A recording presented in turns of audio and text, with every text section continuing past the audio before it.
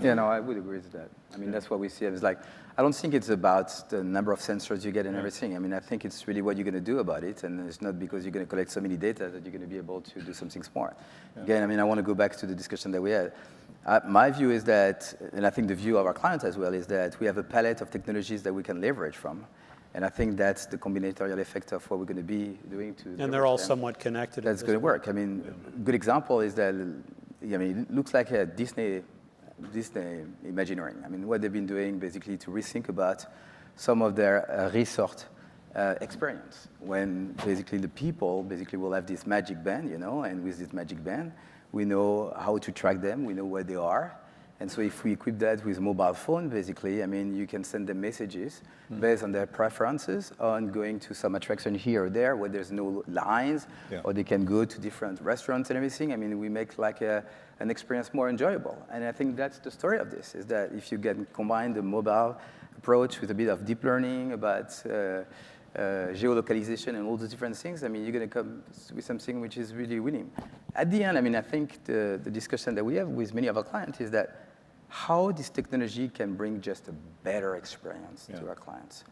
And it's not a better experience only for clients, it's not only companies, but one thing that our labs are really doing is that how we can help to change the world.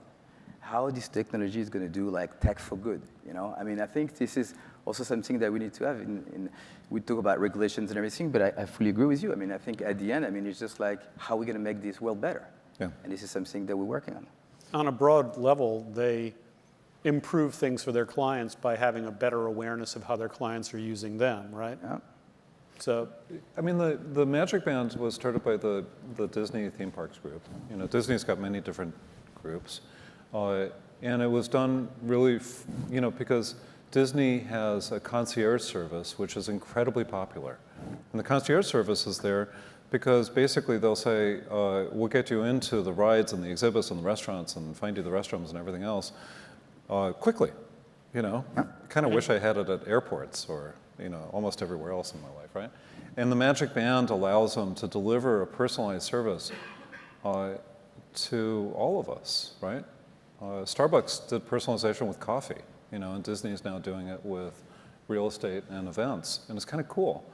But it's not about the radio spectrum that band is using. It's not that it's an RFID. It's not that it's not Bluetooth or whatever.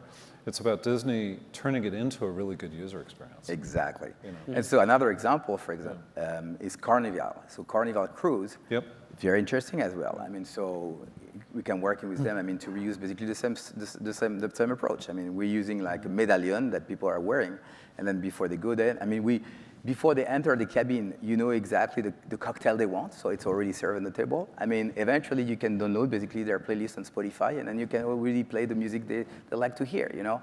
So you can really change the experience by connecting all those devices together and make a bit of a smart algorithm around this.